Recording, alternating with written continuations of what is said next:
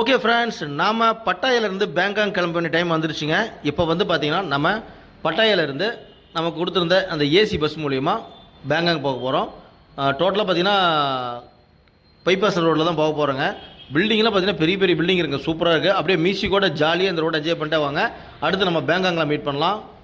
அடுத்தது one day வந்து பார்த்திங்கன்னா நம்ம பேங்காக்கில் தான் இருக்க போகிறோம். அது அடுத்த வீடியோவில் பார்த்திங்கன்னா அதான் வரப்போகுது. வாங்க நம்ம பட்டாயா டு பேங்காக் போகலாம், தாய்லாந்து ஹைவேஸில்.